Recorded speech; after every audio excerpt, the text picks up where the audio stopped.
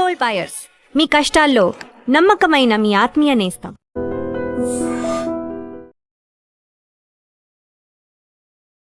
గురుగారు, ఇది పూర్తి పాజిటివ్ సెన్స్ లో మాట్లాడుకున్నాం కదా. అంటే పాజిటివ్ పవర్, పాజిటివ్ ఎనర్జీ, అమ్మవారి శక్తి అంటే అమ్మ శక్తి అంటే ఆదిపరాశక్తి కాబట్టి. ఇటువైపు నెగిటివ్ వైపు అంటే దయ్యాలు అది కూడా వచ్చింది మీదికి, లేకపోతే సంథింగ్ ఏదో పూర్వ ఆత్మ వచ్చింది లేదా ఏదో అంటూ ఉంటారు కదా గురుగారు.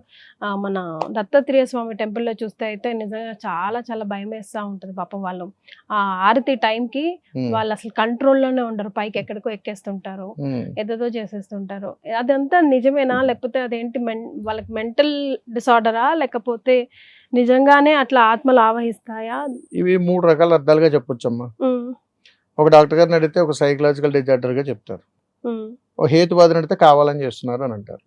ఒక ధార్మిక వ్యవస్థలో ఉన్నటువంటి వాళ్ళని అడిగితే కొన్ని ధర్మ ప్రకారము, ఉదాహరణకు అర్ధరాత్రి 12 గంటల సమయంలో, 1 గంట సమయంలో, పగలైనా కావచ్చు రాత్రి అయినా కావచ్చు, శ్మశానం ఎప్పుడైనా కావచ్చు, దాని పగలు రాత్రి అని ఏమి లేదు, ఎప్పుడైనా కావచ్చు. ఒక మనుషులు తిరగనటువంటి నిశ్శబ్ద ప్రదేశం ఎక్కడైనా ఉందా? దాని పేరేంటో చెప్పండి. శ్మశానం.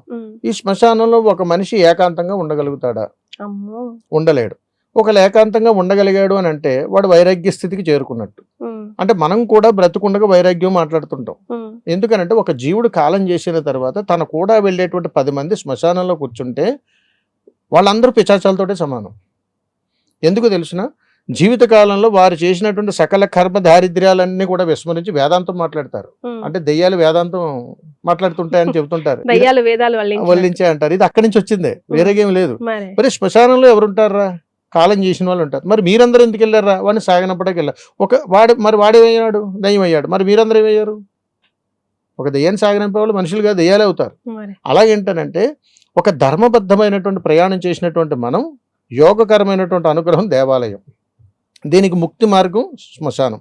ఈ మధ్యలో ఉంది చూసారా, ఈ మధ్యలో జరుగుతుంది దుర్మార్గపు ప్రపంచం అని ఒకటి ఉంది మనలో.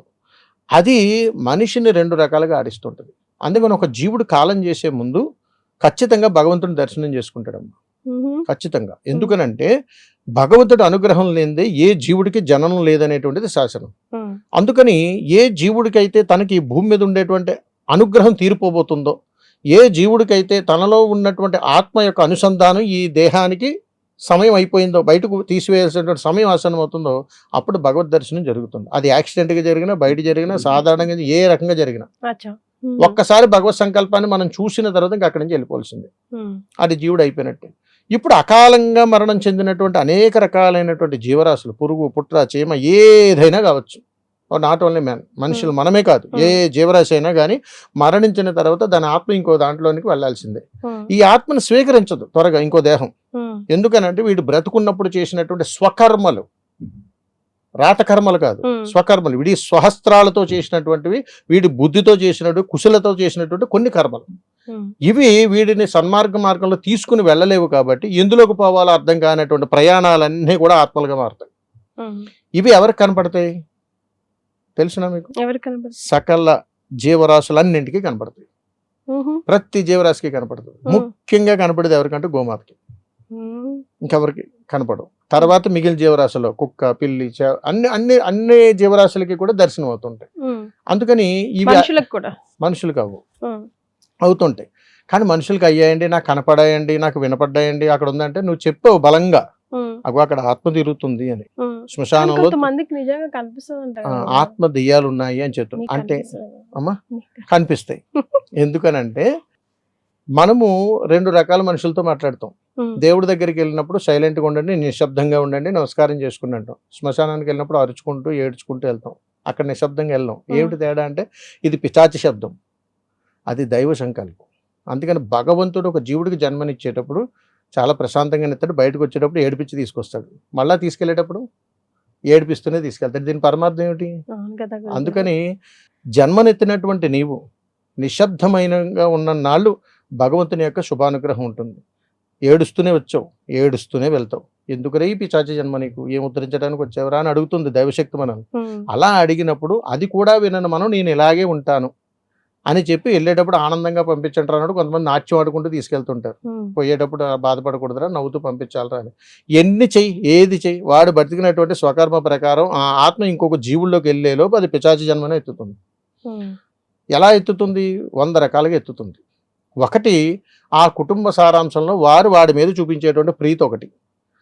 కాలం చేసిన దగ్గర నుంచి 16 రోజుల పండుగలో వీడు వైతరిని దాటి రావాలి. వీడు వెళ్ళి తిరిగి వచ్చేలోపు వీళ్ళ కుటుంబాల్లో వీడి కోసం మాట్లాడుకునేటువంటి భాషను బట్టి కూడా మారిపోతాడు. వెళ్ళేవాడు వెనక్కి వచ్చి ఆగుతాడు. అందుకని ఆ దీపం దగ్గరకు వచ్చి కూర్చుంటాడు 16 రోజులు. ఇలాగ గరుడ పురాణంలో చాలా విధి విధానాలు ఉన్నాయి. అందుకని మనిషి ఆత్మగా మారిన తర్వాత ఈ ఆత్మలు కొన్ని రకాలైనటువంటి సాధనలు చేసినప్పుడు, కొంత మంత్రశక్తి చేసినప్పుడు, ఒక అనుష్ఠానాల శక్తిలో ఉన్నప్పుడు వీరికి ఖచ్చితంగా వినపడతాయి. ఇప్పుడు మేమే ఉన్నాం, మాకు కూడా అనేక సందర్భాల్లో వినపడుతూ ఉంటాయి. ఇది ఏదో అనుకోవటానికి లేదు. ఎందుకంటే ఇది గాలిని ఆయుధంగా తీసుకుని కొన్ని శబ్దాలు వినపడేలా చేస్తాయి. అలా ఒక్కొక్క దాంట్లో ఒక్కొక్క ప్రయాణాలు ఉంటాయి తల్లి. ఏది మనం కొట్టిపడేయటానికి లేదు. మరి నిజంగా అలాంటి బాధలతో బాధపడ్డ వాళ్ళకి మనం ఏదైనా మార్గం సూచించగలం. కుటుంబాల్లో చిన్న చిన్న పిల్లలను కూడా చూస్తుంటాం. ఇప్పటికీ కూడా మన గ్రామాల్లో, పల్లెటూరులో 6 తర్వాత 7 తర్వాత పిల్లల్ని బయటికి తిప్పరు, ఏడుస్తారు అంటారు. ఏడ్చిన తర్వాత ఇప్పటికీ మీకు చెబుతున్నాను చూడండి, ఏ పల్లెటూరు అని వెళ్ళండి, సాయంత్రం 6, 7 అయిన తర్వాత అప్పుడే పుట్టినటువంటి బిడ్డలు ఖచ్చితంగా దిష్టి తీస్తారా? తీస్తారు. ఏ చేత్తో తీస్తారు? Left hand. కుడి చేత్తో ఎందుకు తీరు? ఇది రాక్షసులకి అభయహస్తం. ఈ చేయి చూపిస్తే ఉగ్రభూతాల దగ్గరికి రావు, ఈ చేయి చూపిస్తే వీడిని ఏదో చేయొచ్చు అని వస్తాయి. ఎందుకంటే ఇది శరణం, ఇది దండన, ఏది ఉగ్రభూతాలకి. అందుకని చాలా చోట్ల దిష్టి తీసిన తర్వాత వీటికి తూతు అని తుప్పర్లేస్తారు, ఈ ఉమ్ములో కొట్టుకుపోతాయి. అందుకని దీన్ని తీసుకెళ్లి ఊరు బయట కానీ, గుమ్మం బయట కానీ, మన ఇంటి రోడ్డు బయట కానీ నేలకేసి కొడతారు. అలా కొట్టడంలో ఏంటంటే ఆ శబ్దం వచ్చి అది ఉన్న నాళ్ళు అక్కడికి ఎవరు రాకూడదు అనేటువంటి ఒక ధర్మం ఉంది. అంటే అక్కడికి ఉగ్రభూతాలు రావు, ప్రేతాత్మలు రావు, ఆత్మలు రావు. కాబట్టి ఇక్కడ ఆ ఇంట్లో చెడుపు గాళ్ళు అనేటువంటి తగలవు అని చెప్పి చిన్న పిల్లల్ని ఎందుకు ఆవహిస్తాయి అనేటువంటి ప్రశ్న వేసుకోవాలి అప్పుడు. ఎందుకనంటే వాళ్ళకి ఏం తెలియదు. పిల్లలు ఏడుస్తూ ఉంటారు, పిశాచాలు ఏడుస్తుంటాయి, నాకు సంబంధించింది ఏదో ఏడుస్తుంది, నాకు దారి దొరికిందని పరిగెత్తుకొస్తాయి. అందుకని ఇవి ఎప్పుడు వస్తాయరా అని అడిగితే గోధూళి వేళ, సాయంకాలం పూట, అంటే సూర్యాస్తమయ సమయంలో లోపలికి ఊరంతా తిరిగి మనం ఇళ్లలోకి వచ్చేటప్పుడు కాలు కడుక్కుని రావాలి. ఆ దుమ్ము ధూళి కణాల ద్వారా లోపలికి ప్రవేశిస్తాయి, వేరే దారి లేదు వాటికి. అందుకని మన కుటుంబంలో ఎవరైనా కాలం చేసినప్పుడు కూడా వీళ్ళు అలాగానే మారినప్పుడు మన గుమ్మం దగ్గర 7 ఏళ్ళు ఉంటారు, ఎక్కడికి వెళ్ళరు. వారు అనుకున్న మోక్షం దొరికిన తర్వాత మొట్టమొదటిగా ఆ ఊళ్ళో శివాలయం గోపురం మీదకి వెళ్తారు. అక్కడి నుంచి మోక్షం ప్రారంభం అవుతుంది వాళ్ళకి. ఇదంతా జరిగేటప్పటికి మళ్ళీ పునర్జన్మ సమయం వచ్చేస్తుంది, ఆయువు కూడా తీరిపోతుంది. దయ్యం పట్టింది అన్న వాళ్ళకి ఏదైనా రెమెడీ సూచించగలమా గురుగారు? అంటే పలానా ఆలయానికి వెళ్ళండి, లేదంటే పలానా ఇవి ఏ ఆలయాలకు అవసరం లేదు. ఏ గృహంలోనైనా సరే చిన్న పిల్లలు కానీ పెద్ద పిల్లలు కానీ దెయ్యాలు కానీ ఆవహించినవి అని అనిపించినప్పుడు ఆ ఇంటిలో ఖచ్చితంగా ఒక కొబ్బరికాయ తీసుకొని పగలగొట్టేసేయాలి. ముందు పగలగొట్టిన తర్వాత దాంట్లో ఉన్న కొబ్బరి గుజ్జంతా తీసి ఒక పళ్ళెంలో వేయాలి. ఈ కొబ్బరి చెప్పులు అన్నింటిలోనూ కూడా బొగ్గులను వేసి అప్పుడు దాంట్లో కర్పూరం వేసి వెలిగించాలి. అర్థమవుతుంది తల్లి? అప్పుడు ఏదైతే కొబ్బరి తురుము తీసేసామో దీనిని పొడి పొడిగా చేసి ఆ మండుతున్నటువంటి మంటలో వేయాలి. చుట్టూరు వేసి కొన్ని నీళ్లు చుక్కలు చుట్టూ జల్లగలిగితే ఏ గృహంలోనికి ఎప్పుడు కూడా ఏ గాళ్ళు రావు. చాలా స్పెసిఫిక్ డే అంటే ఎప్పుడు లేదు, ఎప్పుడైనా కానీ. ఎందుకనంటే తల్లి, మనిషికి మనకు రోజులు, పిశాచాలకు రోజులే ఉంది. ఎప్పుడైనా వస్తే ఎప్పుడైనా పోతుంటాయి వాటి ఇష్టం. కానీ హాని చెయ్యు. వాటి తపన ఏంటంటే నాకు మళ్ళీ బ్రతకాలని ఉంది అని వేడుకుంటుంటాయి. అంటే ఆల్రెడీ ఓ జీవుడు జన్మించిన తర్వాత వాళ్ళు ఉన్నటువంటి ఒక ఆత్మ ఉంటుంది కదా, దాంతో మాట్లాడుతుంటాయి, నువ్వు వెళ్ళిపో, నాకు అవకాశం అని చెప్పి ఇద్దరు డిస్కషన్, పరస్పర స్పందన. ఆ స్పందన ఏంటంటే మా ఆవిడ గాలి పట్టింది అనేటువంటి భావం తీసుకొస్తాం మనం, అంతే తప్ప అక్కడ ఏముండదు. కానీ కొంతమంది సెల్ఫ్ హార్మ్ చేసుకొని కొట్టుకోవడం వాళ్ళని ఒకసారి జీవుడు దేహాన్ని వదిలి గాని బయటికి వెళ్ళిపోయిన తర్వాత మళ్ళా అదే దేహంలోకి ఆ జీవుడు రావడానికి దాదాపు 60-70 ఏళ్ళు పడుతుంది. అందుకని అవకాశం ఉండదు. మనం ఇప్పటికంటాం మీ తాతగారు పుట్టారా, మీ మామగారు పుట్టారా, మళ్ళీ వచ్చారా అని అంటుంటాం. అయిపోయిన తర్వాత వీళ్ళు వాళ్ళకి పెట్టేటప్పుడు తింటున్నారా అంటే పెట్టేసి అన్ని పెట్టి తీసుకెళ్తారు, అది కుక్క పిల్ల ఏదో వచ్చి తింటది, అదిగో మీ తాతగారు వచ్చి తిన్నారా అంటారు. అంటే ఏదో ఒక జీవరాశిలో ఆత్మ ప్రవేశం జరిగి ఆ ఆత్మ ద్వారా అనుసంధానమే, కాస్త తీసుకోవా, కాస్త తినవా అని బయట ఉన్న ఆత్మ లోపల ఉన్న ఆత్మతో అనుసంధానమే మాట్లాడుతుంది. మన స్నేహపూర్వకం ఎలా మాట్లాడుకుంటాం? మీరు ఇప్పుడు మన ఏదో లంచ్ కూర్చున్నాం, మరి తినండి అంటాం, పర్లేదు నాకు వద్దన్నా ప్లీజ్ అండి తినండి అంటాం. అలాగే నా కోసం ఎవరు మా ఇంట్లో వాళ్ళు గుర్తుగా నేను కాలం చేసిన తర్వాత ఏదో తీసుకొచ్చి అక్కడ పెట్టారు నేను తింటానని, అక్కడ ఏదో కుక్క వెళ్తుంది, అది వాసన చూసి వెళ్తా, అయ్యో తినలేదు మీ తాతగారు అని అంటాం. ఏ ప్లీజ్ తిన, మా వాళ్ళు ఫీల్ అవుతున్నారు కాస్త తినని చెప్పేసి బయట ఉన్న ఆత్మ దాన్ని ప్రేరణ చేస్తుంది, అడుగుద్ది. అలా అడగగలిగేటువంటి జీవరాశులు అన్నింటికీ ఆత్మలు కనపడతాయి కాబట్టి మనం మన పూర్వీకుల పేర్లతో ఏది పెట్టినా అయ్యేదంటే వచ్చి ఇదే ధర్మం ఇందులో. అదే కాకి స్టోరీ కూడా మొత్తం అంతా ఇదే. ఇప్పుడు ఉదాహరణకు మన కాలం చేశారంటే మన పితృదేవతలు ఎవరో వారు కావాల్సిన అన్ని వండి ఒక మనిషిని కూర్చోబెట్టి పెట్టండి తీసుకుంటారేమో. మా తాతగారి జ్ఞాపకార్థం కోసం పెడుతున్నాను ఇవన్నీ తినండి అని తినరు, తీసుకోరు. అందుకని ఇవన్నీ తీసుకెళ్ళి ఏదైనా జీవరాశికి పెడతాం, అందుకని వాటికి కనపడతారు. ప్లీజ్ కొంచెం తిను, మన అనుబంధం అలాగే వాటి అనుబంధం కూడా అలాగే ఉంటుంది. ఇది అందులో ఉన్న ధర్మం. గురుగారు ఇవాళ ఇప్పుడు పిల్లలకి ఏదైనా ప్రామాణికంగా చెప్తే తప్పకుండా తీసుకుంటారు గురుగారు. అన్ని నో అని ఏం చెప్పారు, కానీ వాళ్ళకి సాటిస్ఫై అయ్యేలాగా మనం మాట్లాడగలగాలి, కన్విన్స్. వాళ్ళకి అన్ని క్వశ్చన్లే, ఆ క్వశ్చన్స్ కి కరెక్ట్ ఆన్సర్ మీట్ చేసాం అనుకోండి, నిజానికి పెద్దవాళ్ళకన్నా వాళ్ళే సరిగ్గా పాటిస్తారు. ఇప్పుడు పుట్టిన పిల్లలైనా ఇప్పుడు జనరేషన్ కావాల్సింది అదే. మీరు పూర్వకాలంలో తీసుకుంటే ఇప్పటికీ మన వయసు వచ్చినటువంటి వాళ్ళకి కూడా గ్రామ దేవతల గురించి అయినా, ఈ పూనకాల గురించి అయినా, ఆత్మల గురించి అయినా, దేని గురించి అయినా పూర్తి అవగాహన లేకపోవడం గల కారణం ఏంటి? మన చిన్న వయసులో మనకి చెప్పలేదు, తెలియలేదు. ఇప్పుడు కొత్తగా చెప్తే విడ్డూరంగా ఉంది. ఇప్పుడు రేపు భావితరాలు చెప్తే ఇదంతా ట్రాష్. ఇప్పుడు ఏ టెక్నాలజీ దాని మీద పడిపోతారు తప్ప ఇవన్నీ తెలియదు. అందుకని ఎప్పటికైనా మన పురాతనమే అల్టిమేటం, అందులో డౌట్ ఏం లేదు. అదే గురుగారు, మనం ఇంట్లో పూజ చేసుకున్నాక లేకపోతే దేవాలయాల్లో అయినా సరే ప్రసాదం పెడతాము, దాన్ని నైవేద్యంగా ఇస్తామా, ప్రసాదం తిండమ్మా అంటారు. ఆరతదంతా అయిపోయాక అమ్మ నైవేద్యం తీసుకోండి అంటారు. ఈ రెండింటికి డిఫరెన్స్ ఏంటి గురుగారు? ఆ ప్రసాదం నైవేద్యం ఎట్లా మారుతుంది? అమ్మమ్మ ఎంత అద్భుతమైనటువంటి ప్రశ్న అంటే ఇది తల్లి. అది గృహంలో కావచ్చు, దేవాలయంలో కావచ్చు. ఉదాహరణకు మీరు మధ్యాహ్నం భోజనం చేసేటప్పుడు, ఉదయం మీరు ఇంట్లో వంట చేసేటప్పుడు వంట అన్నారు, గుర్తుపెట్టుకోండి. ఇంట్లో వంట చేశారు, మధ్యాహ్నం భోజనం చేసే టైంకి దాన్ని ఏమంటున్నారు మీరు? భోజనం. అదేమిటండి వంట ఏం తెచ్చావు అనొచ్చు కదా. సరే, రాత్రి అయిన తర్వాత ఇంట్లో అందరూ కలిసి 8 గంటలకు ఎప్పుడో ఏదో ప్రిపేర్ చేసుకుంటారు. ఏం ప్రిపేర్ చేసుకుంటారు? రాత్రి వంట. దానికి ఏదో పేరు.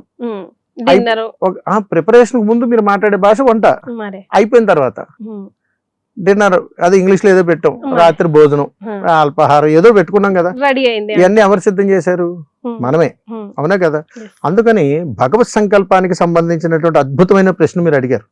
ప్రేక్షకులకి చాలా సందర్భాల్లో నైవేద్యం అంటే ఏంటో తెలియదు, ప్రసాదం అంటే ఏంటో తెలియదు. ఇది తెలుసుకోవాలి. ఎందుకంటే గుడికి వెళ్తారు, దండం పెట్టుకుంటారు, ప్రసాదం పెట్టేశానండి, ఆ తర్వాత నైవేద్యం పెట్టేశానండి అని అంటారు. గుర్తుపెట్టుకోండి. ఉదాహరణకు నువ్వు ఏదైనా ఒక దేవాలయానికి వెళ్ళావని అని అనుకుందాం. ఆ దేవాలయానికి వెళ్ళేటప్పుడు నీ ఇంట ఎందు ప్రీతికరమైనటువంటి ఇది ఏదైనా ఒక పదార్థాన్ని సిద్ధం చేసుకుని ఒక దేవాలయానికి వెళతావు. ఈ సిద్ధం చేసేటప్పుడు నీ మనసు నిండా అతీతమైనటువంటి భక్తి పుడుతుంది. అదే నీ ఇంట్లో వాళ్ళకి ఎవరికైనా తింటాక ఉండాలంటే భక్తితో చేయవు, ఇష్టంతో చేస్తావు. ఇది భక్తితో చేస్తావు. భక్తితో ఎప్పుడైతే చేస్తున్నామో ఈ దేహానికి అనుసంధానమైనది కాబట్టి దీనిని నివేదనగా కొలుస్తారు. ఆ అద్భుతమైనటువంటి నివేదన నువ్వు అక్కడ పెట్టినప్పుడు అది ప్రసాదంగా ఎలా మారుతుందిరా? 10 మందికి పంచితేనే ప్రసాదం అవుద్ది, నువ్వు ఒక్కడో తినేస్తే అవ్వదు. అందుకని 10 మందికి పంచేటువంటి తత్వం ఇందులోంచి ఎక్కడి నుంచి పుట్టుకొచ్చిందిరా అని అడిగితే, ఉదాహరణ మీకు తెలుసు ఏదో ఒక నైవేద్యం పేరు చెప్పండి, ఏదో అయినా పర్లేదు. చక్కెర పొంగలి. అది మీకు ఇష్టమా? సరే, ఈ చక్కెర పొంగలో వాడేటువంటి పదార్థాలు మీ ఇంట యందు మీరే సిద్ధం చేశారు. పాత్ర మీరు తయారు చేయాల. పాత్ర సిద్ధం చేయడానికి కావాల్సినటువంటి అగ్ని స్వరూపుని మీరు పుట్టించలేదు. అది కావటానికి కావలసినటువంటి నీరు ఏదైతే ఉందో దాన్ని మీరు తయారు చేయలేదు, మీరు తవ్వలేదు. తర్వాత పాలను మీరు సిద్ధం చేయలేదు, దాంట్లో కావాల్సినటువంటి చక్కెరను మీరు సిద్ధం చేయాల, కొబ్బరి ముక్కలు మీరు సిద్ధం చేయాల. కానీ సర్వాధికారాలు మీకున్నాయి. ఎందుకని?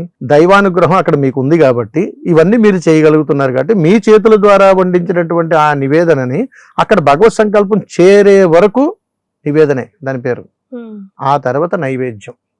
ఎందుకనంటే భగవంతుడు ఎన్నో రకాల పరీక్షలు పెడతాడు. ఎలా పెడతాడు అంటే, ఒరే ఇప్పుడు నీవు పులిహార చేయాలని అనుకున్నావు, చక్కెర పొంగల్ చేయాలనుకున్నావు, దానిలో వాడేటువంటి ఏ ద్రవ్యము నువ్వు పండించలేదు కదరా, నీకెందుకు కదా సర్వాధికారులు, ఇది నా ప్రసాదం, ఇది నా నైవేద్యం, ఇది నేనే తినాలి అని చెప్పి నువ్వెందుకు అనేటువంటి ఒక ప్రశ్న మనం వేసుకుంటే అక్కడ చెప్పినటువంటి పరమార్థం ఎంత అద్భుతంగా ఉంటుందంటే తల్లి, గుడిలోకి వెళ్ళిన తర్వాత భగవత్ సంకల్పానికి అక్కడ సమర్పించినటువంటి నివేదనను మహానైవేద్యంగా మార్చి భగవంతుడికి మంత్రాన్ని అనుసంధానం చేసి భూత ప్రేత పిశాచాలు అక్కడికి రాకుండా చేసి ఘంటానాదం పలికించి హారతి ఇచ్చి భగవంతుడికి అర్పిస్తారు. ఆ అర్పించే లోపు ఎంగిలి పడటానికి ప్రయత్నిస్తుంటే ఉగ్రభూతాలు. అప్పుడు కొడతారు గంట. అయిపోయిన తర్వాత భగవంతుడు చూపించిన నైవేద్యాన్ని బయటికి తీసుకొచ్చి 10 మందికి పంచుతారు. ఇప్పుడు నైవేద్యం ప్రసాదం అయింది. ఎలా అయిందిరా అని అడిగితే, సమస్త ప్రకృతిలో ఉన్నటువంటి ఆధారభూతమైనటువంటి, ఉదాహరణకు చింతపండు కానీ, దాంట్లో వేసేటువంటి ఏదైనా ద్రవ్యాలు కానీ, రైస్ కానీ, నీళ్లు కానీ, ఏది నువ్వు పండించలేదు కదరా. ఇంత ప్రకృతి ధర్మంలో పరమాత్మ స్వరూపం ఉంది కదా, ఆ ప్రకృతిలో ఉన్నటువంటి పరమాత్మ స్వరూపం నీలో ఉన్నటువంటి ఆత్మతోటి అనుసంధానం అయ్యి ఒక నివేదనగా తయారైంది. దీనిని నువ్వు భక్తితో ప్రేమించి పంచభూతాలకి నివేదన చూపించి సమస్త గణనాలకి కూడా మంత్రోచ్చారణ చేసి మహా నమస్కారం చేసి మహా నివేదన చేసి 10 మందికి నువ్వు పంచుతున్నావు. అందుకని నీది కానిది దాని మీద నీకు హక్కు లేదు. అందుకని ఎప్పుడైతే మహా నివేదనను ప్రసాదంగా స్వీకరిస్తున్నావంటే ఎదుటివాడి చేతిలో నువ్వు పెట్టగలగాలి. చేతిలో పెట్టగలిగి అవతలోడు ఆస్వాదించగలిగినప్పుడు, దానిని వాడు తిన్నప్పుడు, ప్రసాదం ఎప్పుడు తిన్నా కానీ రుచిస్తుంది. కారణం ఏమై ఉంటుంది?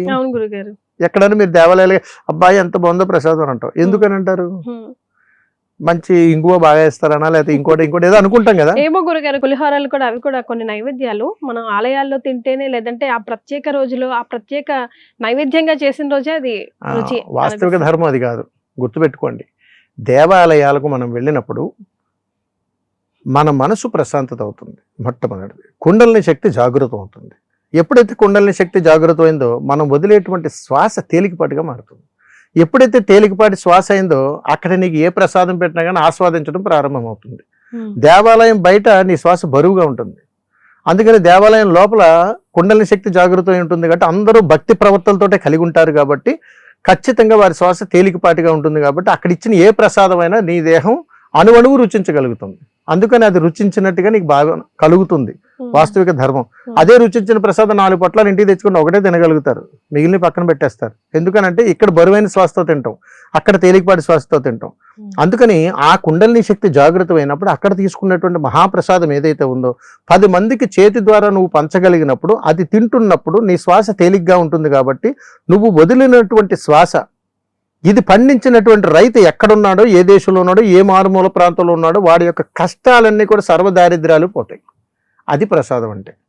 అందుకని ఇంటయందు చేసినటువంటి నివేదనను భగవత్ సంకల్పంతో పెట్టిన తర్వాత నైవేద్యంగా మారి, ఆ తర్వాత 10 మంది యొక్క శ్రేయస్సు కోరం ఒక 10 మంది తినాలని నువ్వు పెట్టినప్పుడు వారు వదిలినటువంటి తేలికపాటి శ్వాస, ఇది పండించినటువంటి రైతు సుభిక్షంగా ఉండాలని చెప్పి ఈ శ్వాస అక్కడ దాకా చేరుకుంటుంది.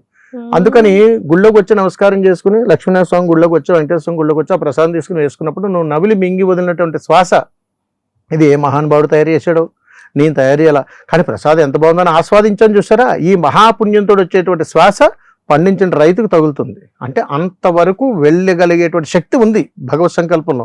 అందుకని ఎదుటివాడిని నువ్వు తెలియకుండా ప్రాణదానం చేయగలిగావు కాబట్టి ప్రసాదం అయింది.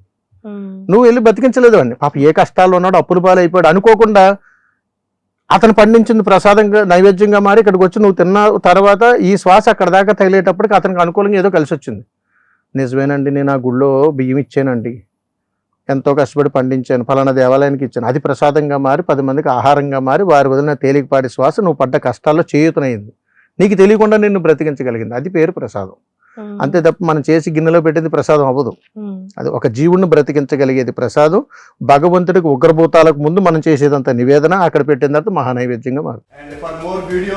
Please subscribe to iDream. Please subscribe to iDream. Please subscribe iDream. And please subscribe to iDream. For more videos, subscribe to iDream. Please like, share and subscribe to the channel. Congratulations, iDream. Subscribe to iDream. Subscribe to iDream. So subscribe to iDream Media. iDream ki iDream team andarki huge congratulations. Please subscribe iDream Media. Please subscribe to iDream. Subscribe iDream. Please subscribe to iDream. iDream అంటే నా కళల ఛానల్ను subscribe చేసుకున్న నోరు తిరుగుతలేదు, మీరైతే గంట గుర్తు కొట్టండి. For more such videos, please subscribe to iDream. Subscribe to iDream. Please subscribe to iDream. Please subscribe iDream Media. Please do subscribe to iDream. Please subscribe to iDream Media. For best entertainment and information, please subscribe iDream. And don't forget to subscribe to iDream.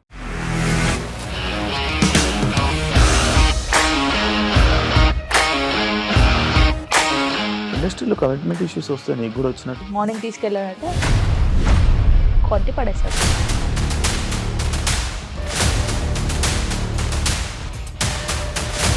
ఒక్కళ్ళు కూడా చూడలేదు ఈ cinema అని చెప్పడానికి కూడా చాలా ధైర్యం కావాలి. అది నిజం కదా, దాంట్లో ధైర్యం ఏంటి ఇది? నెక్స్ట్ డే ప్లేట్ మార్చేస్తే తప్పు కదా. As of now we are comfortable this అని నేను అనుకుంటున్నాను. రష్మిక గారిది మీది ఒకే ఊరు అంటే కదా.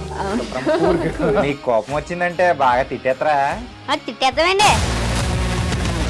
నిజంగా గేమ్ ని ఎలా చేంజ్ చేయగలిగారు? ఏపీఎస్ఎఫ్సి వాళ్ళకి 6 నెలల్లో నేను 6 లక్షలు కట్టా. బిజినెస్ చేయాలనుకుంటే it is as difficult as riding a tiger.